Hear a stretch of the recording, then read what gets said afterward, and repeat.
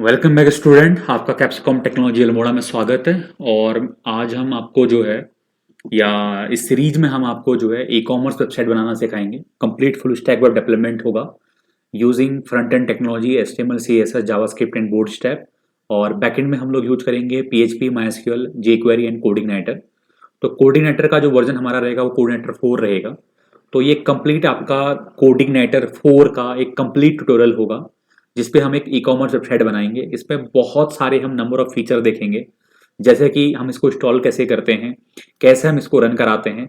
और जो अभी हम लोग करेंगे वो एक प्रकार से हम बेसिक तरीके से हम लोग करेंगे, कमांड्स के थ्रू हम लोग नहीं करेंगे। तो आगे हम कुछ वीडियोस में आपको बता देंगे कि आप कैसे उसको कमांड्स के थ्रू भी सेटअप करेंगे, कैसे आप कमांड्स के थ्रू नई फाइलों को आप जनरेट करेंगे, नए फिल्टर्स आप बनाएंगे। कुछ हमारे पास यहाँ पे लाइब्रेरी होती है, उनको आप कैसे इस्तेमाल करेंगे। इसमें बहुत सारे फीचर हैं किसी भी फ्रेमवर्क के। एक तो ये कम्प्लीटली MVC फ्रेमवर्क है, मॉडल व्यू कंट्रोलर। इसके अंदर हम आपको राउट्स बनाने, कंट्रोलर के थ्रू मॉडल्स को लोड करना, व्यू को लोड करना या मॉडल को डिजाइन करना, पैजिनेशन यूज करना, इमेज फाइल को अपलोड करना और डेटाबेस के साथ सारी फंक्शनलिटी हम लोग यूज करेंगे। और हम यहाँ पे API ट्रेड का हम लोग इस्तेमाल करेंगे, व्यू लेआउट का हम लोग इस्तेमाल करेंगे, है ना। ऐसे बहुत सारे स्मार्ट फीचर हैं किसी भी फ्रेमवर्क के जो कि कोऑर्डिनेटर में भी आपके अवेलेबल हैं, उनको हम लोग इस्तेमाल करेंगे। तो किसी भी एक बेसिक से लेके मिडिल लेवल तक की जो वेबसाइट है हम कोऑर्डिनेटर के ऊपर बड़े आसानी से बना सकते हैं, वेरी इजीली, है ना। MVC फ्रेमवर्क का इस्तेमाल करते हुए देखते हैं कि हम इसमें आगे किस तरह से चीज़ों को डेवलप करते हैं। तो आप इस पूरे सीरीज में जो है स्टेप बाय स्टेप वीडियोस को फॉलो करिए। तो अगर कोई प्रॉब्लम आपको होती है तो आप आस्क कर सकते हैं नीचे दिए गए नंबर्स के ऊपर, ईमेल आईडीज के ऊपर, कमेंट्स भी आप नीचे करिए। और जो हमारा चैनल है उसको सब्सक्राइब करना ना भूले, तो जो भी हमारी लेटेस्ट वीडियो होगी उसका नोटिफिकेशंस आपको जल्दी मिलेगा। बेल आइकन को जरूर दबाएं, ठीक है। तो देखते हैं हम इसमें जो है आपको बताते हैं कि कैसे हम कोडिंगनाइटर को इंस्टॉल करते हैं, डाउनलोड करते हैं और इंस्टॉल करते हैं। सबसे पहले हम लोग ये देखेंगे। तो उसके लिए हमें करना क्या है कि यहाँ पे हमें गूगल क्रोम को ओपन कर लेना है और ऊपर हमें सर्च करना है coordinator.com। तो यहाँ पे ऑप्शन है हमारे पास डाउनलोड का, यहाँ पर आप जाइए। तो जैसा कि आप देख पा रहे हैं कि कोऑर्डिनेटर 4 जो है आपका लेटेस्ट वर्जन है आपका PHP फ्रेमवर्क का, इंटेंडेड फॉर द PHP 7.3+। तो जो भी आप मेक श्योर कि आपने अपने सिस्टम में जो है जैम को इंस्टॉल किया हुआ है, ठीक है। तो जब आप इस प्रोजेक्ट को चलाएंगे तो आपको इसके लिए जैम सर्वर चाहिए। तो जैसे कि आप देख पा रहे हैं यहाँ पे हम जैम कंट्रोल पैनल V3.3.0 हम लोग यूज कर रहे हैं। इसमें तो अपाची और माइस्क्वेल आपके प्रॉपरली स्टार्ट होने चाहिए, जैसे कि आप देख पा रहे हैं दोनों रन हो रहे हैं। नॉर्मली आपको PHP का काम करने के लिए अपाची की रिक्वायरमेंट होती है, बट आप डेटाबेस के साथ जब आप काम करते हैं तो आपको रिक्वायरमेंट होती है MySQL की। ये पोर्ट हमारे हैं जिस पोर्ट के ऊपर हमारा अपाची इंजन और MySQL का आपका जो ये सर्वर है ये रन हो रहा है आपका। तो दोनों हमारे यहाँ पे स्टार्ट आपके स्टॉप मोड में होने चाहिए। प्रॉपरली इनके ऊपर इंडिकेशन होना चाहिए ग्रीन का, इसको आप मिनिमाइज कर सकते हैं। तो मेक श्योर जो आप जैम को इंस्टॉल कर रहे हैं उसमें आपका 7.3+ आपकी PHP हो, एटलीस्ट इंक्लूडिंग 8.1 भी आपका हो सकता है। तो जो इसका इनिशियल रिलीज था फरवरी 24 2020 में है, तो काफ़ी लेटेस्ट ही आपका है।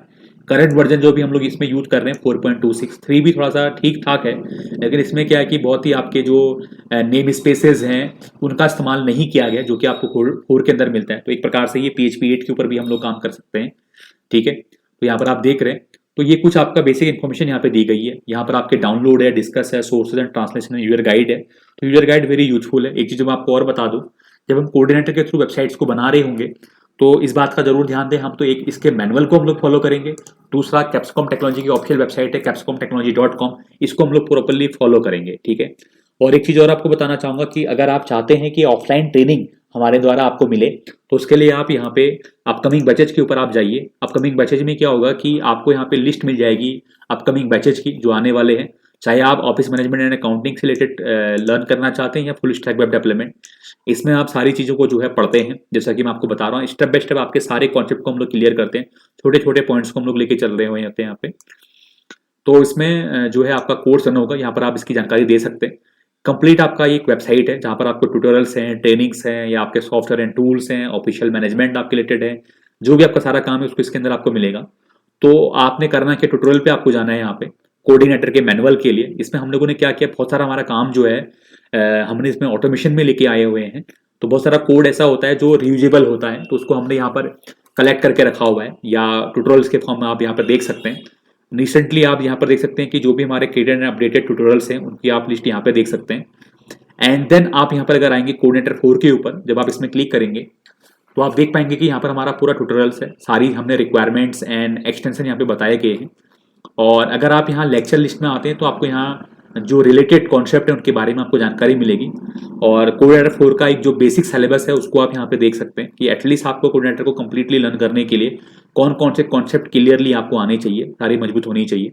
तो हम यहाँ पर जो है हम इस ट्यूटोरियल मैनुअल को फॉलो करेंगे। दूसरा हम गाइड फॉलो करेंगे कोऑर्डिनेटर 4 का, जो खुद का यहाँ पे गाइड है। तो सबसे पहले हम लोग यहाँ पे डाउनलोड कर लेते हैं। जैसे हम लोग डाउनलोड करेंगे, ये डाउनलोड होने लगेगा, तो मेक श्योर आप हमेशा अप टू डेट जो आपका फ्रेमवर्क है उसको आप डाउनलोड कर रहे हो, उसका अप टू डेट वर्जन वाला आपका। तो आप देख पा रहे हैं प्रॉपर्ली आपका डाउनलोड हो गया है। अब आप यहाँ पे क्लिक करिए, शो इन फोल्डर पे आप क्लिक करना है आपको, ठीक है। उससे पहले आपको ध्यान रहे कि आपको एक तो जैम सर्वर चाहिए, दूसरा आपको जो है यहाँ पे सबलाइम टेक्स्ट 3 चाहिए, ठीक है। तो वो हमारे पास होना चाहिए सबलाइम टेक्स्ट 3, जैसा कि आप देख पा रहे हैं कि यहाँ पे हमारा ये इंस्टॉल्ड है, ठीक है। उसके बाद अगर आप देखेंगे यहाँ पे ये आपका, यहाँ पर हम इसको शो इन फोल्डर कर लेते हैं। Let's open this. तो ये आपके डाउनलोड्स के अंदर है यहाँ पे, अगर आप यहाँ देख पा रहे हैं। तो यहाँ से मैं क्या कर देता हूँ, इसको कट कर देता हूँ, ठीक है। कट करके मैं यहाँ सी ड्राइव में इसको लेके आता हूँ। सी ड्राइव में जैम फोल्डर के अंदर, जैम पे मैं htdocs के अंदर इसको लेके आऊँगा और यहाँ पे मैं इसको पेस्ट कर दूँगा। और आई थिंक ये पहले से यहाँ पर है भी, अभी आप यहाँ अगर देख पाएँ, है ना, नहीं, यहाँ पर इसका कुछ एक नया वर्जन आ गया है। अगर आप देखें यहाँ पे G8 है आपका, अगर इसको मैं थोड़ा सा एक्सपेंड कर दूं, you can C G45 name, और ये है G8728FB कुछ ऐसे करके है। ये एक पुराना वर्जन है। तो मैं एक काम करता हूँ, इसको डिलीट कर देता हूँ यहाँ से। तो ये मैंने डिलीट कर दिया, ठीक है, बेसिक सी चीज़ है। और यहाँ से हम G8 वाला हम लोग यूज कर रहे हैं, तो इसको भी मैं यहाँ पे डिलीट कर देता हूँ। जितना हो सके लेटेस्ट आप जो वर्जन होता है फ्रेमवर्क का उसके ऊपर काम करें। इसको मैं यहाँ पे एक्सट्रैक्ट कर देता हूँ टू दिस फोल्डर, जो कि इसका रीनेम है, वही नाम है आपका। और ये हमारा जो है यहाँ पे जो प्रोजेक्ट है कोऑर्डिनेटर का जो फ्रेमवर्क है वो डाउनलोड हो चुका है और एक्सट्रैक्ट हो चुका है। इसके अंदर ढेर सारी फाइलें होती हैं जो कि एक फ्रेमवर्क के ऊपर बनाई गई होती हैं। तो हम लोग क्या करेंगे, इसको पूरा कॉपी कर लेंगे, पूरा कॉपी करेंगे और यहाँ पे हम बाहर रूट पे htdocs पे हम लोग क्या करेंगे, एक फोल्डर बनाएंगे। तो एक मैं नया फोल्डर बना रहा हूँ ecom नाम से, और इसको मैं ओपन करके इसके अंदर सारी फाइलों को जो है पेस्ट कर दे रहा हूँ, ठीक है। तो इस तरह से आपने क्या करना है, कोऑर्डिनेटर का जो फ्रेमवर्क है उसको डाउनलोड करना है और अपने सिस्टम में जैम्प htdocs के अंदर ecom नाम का फोल्डर बनाना है, उसके अंदर सारी फाइलों को पेस्ट कर देना है, ठीक है। पहला काम आपका ये होगा। अगर हम इसके नंबर ऑफ फाइल्स और साइज पे अगर ऊपर जाएं तो इस पर अगर आप देखेंगे यहाँ पे 13 आइटम्स यहाँ पे अवेलेबल है। और अगर इसका हम साइज देखें प्रॉपर्टीज पे जाके, तो you can see it is 2.88 MB। बहुत ही स्मॉल आपका फुटप्रिंट आपका इसका है, बहुत ही छोटा साइज इसका है। इसको आप यहाँ पे मिनिमाइज करें। और इस तरह से हम लोगों ने क्या कर लिया है, कोऑर्डिनेटर को डाउनलोड कर लिया है और एक्सट्रैक्ट कर लिया हुआ है, ठीक है, इस तरह से, ठीक है, ठीक है। यहाँ तक तो हमें आ गया। अब करना क्या है, हमें उस प्रोजेक्ट को रन कराना है। तो अगर आपका जैम प्रॉपर्ली यहाँ पे रन हो रहा है, स्टॉप स्टॉप दिखा रहा है और ये पूरा ग्रीन आपका रन हो रहा है, तो आप क्या करिए, यहाँ पे आइए और लिखिए लोकल होस्ट स्लैश करके, आप यहाँ पे अपने प्रोजेक्ट का नाम लिखिए /ecom करके ऐसे, और एंटर कर दीजिए। जैसा आप एंटर करेंगे तो आप देख पाएंगे कि आपकी प्रोजेक्ट की पूरी डायरेक्टरी यहाँ पे दिखाई दे रही है। अब सबसे पहली बात ये होती है कि जैसे कि हम लोग पेज में पढ़ते हैं, जो हमारा पहला पेज रन हो रहा होता है वो index.php होता है। जैसा कि आप देख पा रहे हैं कि यहाँ पे हमारा ecom प्रोजेक्ट लिखते ही वो पेज रन हो नहीं रहा है। तो देखते हैं कि वो कहाँ पे है। अगर आप पब्लिक पे अगर आप क्लिक करेंगे तो यू कैन सी ये हमारा वेलकम पेज रन हो गया है। तो अगर आप चाहते हैं, देखो ये जो मैं इंस्टॉलेशन कर रहा हूँ वो एक बेसिक तरह से कर रहा हूँ, मैं कमांड्स के थ्रू नहीं कर रहा हूँ अभी, ठीक है। कमांड्स के थ्रू में फिर आपको ये पब्लिक को हटाने की जरूरत नहीं है, या फिर आपको पब्लिक के अंदर आने की जरूरत नहीं है। तो आप वहाँ पर सिर्फ जो है अपना PHP का या जो कमांड होती है उसको आप लिखते हैं और आपका जो ये प्रोजेक्ट है वो किसी पोर्ट के आपके ऊपर ऑटोमेटिकली रन हो जाता है। तो अभी हमें ऐसा कुछ करने की जरूरत नहीं है। फिलहाल अभी मैं जैसे इसको लेके चल रहा हूँ वैसे आप इसको लेके चलिए, तो आपके लिए बड़ा यूजफुल होगा। तो ये हमारा पेज रन हो रहा है, ठीक है। तो सबसे पहली बात यह है कि हमें पब्लिक फोल्डर पे आके इस प्रोजेक्ट को रन नहीं कराना है, ठीक है। और एक और जो चीज है यहाँ पे, जब आप इसको चलाएंगे अपने लैपटॉप में तो आप इनिशियली देखेंगे कि ये लोड नहीं हो रहा होगा, या पब्लिक पे अगर आप जाएंगे तो यहाँ पे कुछ आपकी एरर आ जाएगी। वो एरर कैसे आती है जरा आपको बताता हूँ। देखो, एक एक्सटेंशन है यहाँ पे, नॉर्मली जब आप ऐसा करते हैं और उसको आपको जो है इनेबल करना पड़ता है लोकल सिस्टम के अंदर। तो आपको करना है कि अपाचे के सामने कन्फिग पे जाना है, कन्फिग पे जाके आपको php.ini पे आना है। यहाँ पर आके ये नोटपैड की आपकी फाइल हो गई है, कंट्रोल F आपको दबाना है जिससे आप फाइंड करते हैं, और आपको INTL लिखना है और सर्च करना है। अब देखिए यहाँ पर ऑलरेडी ये एक्सटेंशन यहाँ पे ऑन है। ऑन कैसे है कि मैंने सेमीकोलन को यहाँ पे हटाया हुआ है। अगर इसको मैं दोबारा यहाँ पे लगा दूं और इसको सेव कर दूं, इसका मतलब ये जो INTL एक्सटेंशन है ये ऑफ हो चुका है। अब मैं इसको हटा रहा हूँ और ये मैंने सेव कर दिया, कंट्रोल S दबा के इसको मैंने बंद कर दिया।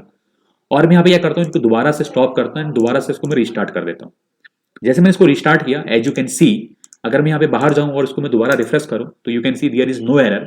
बट जैसे मैं पब्लिक पे अगर यहाँ पे क्लिक कर रहा हूँ, you can see whoops we seem to have hit a snack, please try again later. तो आप देख रहे हैं कि यहाँ पर एक आपका प्रॉपर्ली मैसेज आ चुका है कि किसी प्रकार की एरर है। अब बात यह है कि अभी जो हमारा ये प्रोजेक्ट होता है अपना कोऑर्डिनेटर के अंदर, ये पहले से ही आपका प्रोडक्शन फॉर्म में होता है, ठीक है, प्रोडक्शन लेवल के ऊपर होता है, जिसमें हमारी एरर जो होती है पीएचपी की वो इस तरह से हाइड रहती है, ठीक है, जो एक प्रकार से सही है।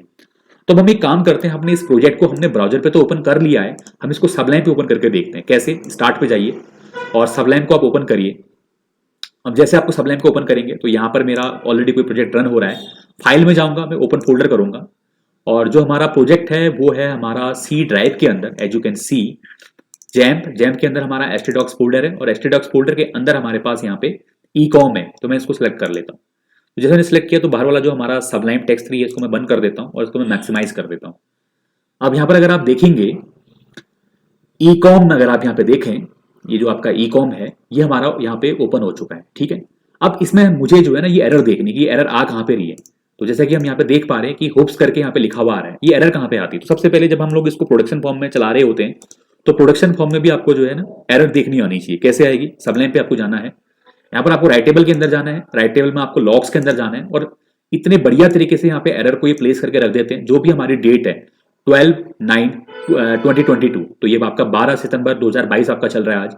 तो इसमें डॉट लॉग करके उन्होंने एक फाइल बना दी उस डेट से। जब आप इसमें क्लिक करेंगे, as you can see the framework needs the following extension installed and loaded INTL। तो ये INTL आपका जो एक्सटेंशन है वो लोड हो चुका है। तो ऐसे हमारी एरर की फाइल बन जाती है। यहाँ पर हम प्रोडक्शन फॉर्म में अपने एरर को देख सकते हैं। तो ये कह रहा है कि आप INTL एक्सटेंशन को जो है जैम्प सर्वर के अंदर ऑन करिए या जो है इसको अलाउ करिए। तो मैं यहाँ जैम्प पे जा रहा हूँ, वापस मैं कन्फिग पे जा रहा हूँ, कन्फिग पे जाके php.ini पे जा रहा हूँ और यहाँ पे फिर से मैं कंट्रोल F प्रेस कर रहा हूँ और सर्च कर रहा हूँ INTL। फाइंड नेक्स्ट मैंने किया, इसको मैंने हटाया और यहाँ पे मैंने सेमीकोलन को ऐसे रिमूव कर दिया। इसका मतलब क्या है कि ये यहाँ पे आपका अनकमेंट हो चुका है। मैंने इसको सेव किया और इसको बंद कर दिया।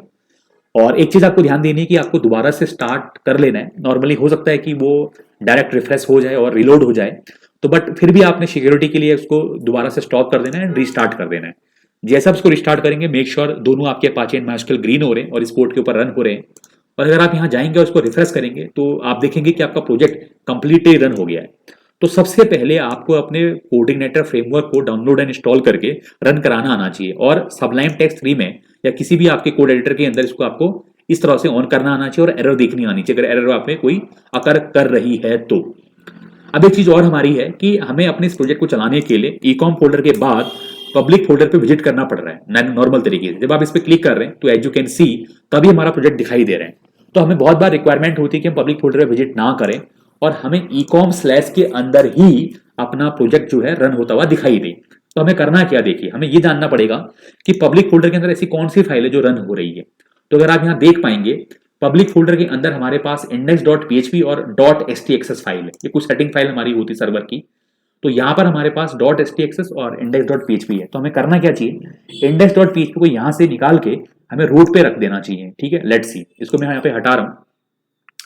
तो मैं करता क्या हूँ, देखिए यहाँ पे मैं एक काम करूंगा, यहाँ पे मैं ecom को ओपन कर लेता हूँ उसके फोल्डर पे। अभी हम देखें तो रिमूव फोल्डर फ्रॉम प्रोजेक्ट, यहाँ पे ऑप्शन आ नहीं रहा है। लेट्स सी, ecom नहीं, ये नहीं है हमारे पास। एंड हम लोग पब्लिक पे चले जाते हैं, index.php पे ओपन कंटेनिंग फोल्डर, इस पर मैं क्लिक करूंगा। देखिए ये मुझे वहाँ पे फोल्डर को ओपन कर देगा जहाँ पे फाइलें हैं। ये जैसे index.php है तो मैं index.php को यहाँ से मैं कर देता हूँ कट, ठीक है। इस फाइल को मैं यहाँ से कर लेता हूँ कॉपी, कट नहीं करता, कट कर लेता, कॉपी कर लेता हूँ, कट नहीं करता। ecom में लाके मैं इसको पेस्ट कर देता हूँ, ठीक है। ये मैंने index.php को बाहर रख दिया। अब जैसे मैंने बाहर रखा, लेट्स सी कि ये बाहर से रन होता है कि नहीं होता है। अगर इसको मैं रिलोड करूँ यहाँ पे, यू कैन सी यहाँ पे एक एरर आ रही है, warning fail to open stream no such file directory in the available index.php की 32वीं लाइन पे। तो index.php की 32वीं लाइन पे यहाँ पे कोई एरर आ रही है। लेट्स सी क्या एरर है। तो ये रूट का आपकी फाइल है, मेक श्योर पब्लिक के अंदर मत जाइएगा। आपने एक फाइल यहाँ पे रख दी है index.php पे, यहाँ पर जाइए, यहाँ पर आपके 32 लाइन है, ये आपकी 32 लाइन है। तो यहाँ पर आपका क्या हो रहा है, देखिए $/app। तो ये फाइल आपकी जो है इस ecom फोल्डर से भी बाहर जा रही है, जबकि ऐप आपके जो है सामने यहाँ पैरेलल के ऊपर रखा गया है। तो मैं यहाँ पे क्या करता हूँ, $/ को हटा देता हूँ और इसको मैं सेव कर देता हूँ। जैसे मैंने सेव किया और मैं यहाँ पे इसको रिफ्रेश करता हूँ, जैसे मैंने रिफ्रेश किया, लेट्स सी कि आपका जो कोऑर्डिनेटर का प्रोजेक्ट है वो प्रॉपर्ली लोड हो चुका है, ठीक है। अब हमें यहाँ पे पब्लिक में अंदर जाने की जरूरत नहीं। जब भी हमारा कोई कस्टमर जो है या यूजर जो है अपना ये जो ई कॉम हमारा रूट फोल्डर है इसको जब विजिट करेगा तो हमें जो है अपना कोऑर्डिनेटर का प्रोजेक्ट रन होता हुआ दिखाई देगा। अब सोचने वाली बात यहाँ पे ये है कि जो कोड आपका लिखा आ रहा है ये रन कैसे हो रहा है, ये कहाँ से रन हो रहा है, क्या ये index.php का कोड है? नहीं, यहाँ पर क्या है कि जो आपका index.php है ये रन नहीं हो रहा है। देखो इसके अंदर कुछ आपकी डिफरेंट सा कोड्स है जो कि एक प्रकार की सेटिंग्स हमें लग रही है। ये होता है क्या है, यहाँ पर हमें जो रिक्वेस्ट हमारी रन होती है वो एक्चुअली हमारे ऐप के अंदर कन्फिग में routes.php में चली जाती है, और routes.php में आपका ये वाला जो राउट है इनिशियली ये लोड हो रहा होता है। अगर आप देख पाए गेट के बाद हमारा जो राउट है वो है आपका slash. As you can see e com के बाद यहाँ पे स्लैश आ रहा है ऑटोमेटिक। जैसे ये हिट कर रहा है तो ये कर क्या रहा है, जो होम नाम का आपका कंट्रोलर है, जो होम नाम का कंट्रोलर है उसके अंदर इंडेक्स नाम के फंक्शन को रन करा रहा है। लेट्स सी, यहाँ पे हम लोग क्या करते हैं, होम नाम के कंट्रोलर में आते हैं जो कि आपको एक कंट्रोलर के अंदर मिल जाएगा होम। इसके अंदर आपका इंडेक्स फंक्शन है। अब देखिए अगर आप कोड को देखेंगे यहां से रिटर्न हुआ है व्यू, क्योंकि ये एक फंक्शन है, ये रिटर्न कर रहा है व्यू को, और व्यू के अंदर रिटर्न कर रहा है किसको, वेलकम मैसेज को। तो इसका मतलब व्यू के अंदर आपकी फाइल है वेलकम मैसेज। अगर आप यहाँ व्यू में आएंगे तो आप देख पाएंगे यहाँ पे हमारे पास वेलकम मैसेज है इधर पे, और इस वेलकम मैसेज के अंदर आपका जो है ये कोड रन हो रहा है। तो अगर हम देख पाए तो हमारा जो पाथ है वो क्या है, कन्फिग के अंदर राउट से हम लोग पॉइंट हो रहे हैं होम कंट्रोलर में, उसके अंदर हमारा इंडेक्स फंक्शन रन हो रहा है, और इंडेक्स फंक्शन लोड कर रहा है हमारे वेलकम मैसेज पेज को। तो जो सारा कोड है वो ये रन हो रहा है। तो हम एक काम करते हैं, इस पूरे कोड को हटा देते हैं, कंट्रोल ए करके पूरे कोड को हटा देते हैं, और यहाँ पर एक बेसिक सा आपका HTML टेम्पलेट को हम लोग लोड कर देते हैं, और यहाँ पे H1 लिख देते हैं फ्रॉम स्क्रैच। ठीक है, ऐसे एक हम जो है मैसेज लिख देते हैं यहाँ पे। तो देखते हैं कि जब हम इसको चलाएंगे तो हमारा ये मैसेज लिखा हुआ आना चाहिए। ठीक है, तो जैसे मैं इसको रिफ्रेश करूंगा, एज यू कैन सी, जैसे मैं इसको रिफ्रेश करूंगा तो देखिए यहाँ पे लिखा आ गया फ्रॉम स्क्रैच। इसका मतलब क्या है कि हम इस पे चेंजेस कर पा रहे हैं। तो आज हमने जो है इस पूरे वीडियो के अंदर ये सीखा हुआ है कि कैसे हम लोग जो है कोडिंगनाइटर के फ्रेमवर्क को डाउनलोड एंड इंस्टॉल करते हैं और प्रॉपरली इसको सेटअप करते हैं अकॉर्डिंग टू योर रिक्वायरमेंट, चाहे आप पब्लिक फोल्डर के अंदर इसको रन कराना चाहें या पब्लिक फोल्डर से बाहर एट द रूट। और हमने ये देखा कि कैसे आपका जो पहला पेज है वो रन हो रहा है, क्या क्या पाथ है, और जो पेज आपका रन हो रहा है वो एक्चुअली कंट्रोलर है कि मॉडल है कि व्यू है, और उसमें हम उस कोड को हटा के अपना एक बेसिक कंटेंट कैसे लिखते हैं ये भी आपने देखा। होप सो आपको चीज समझ में आई होगी। Thank you.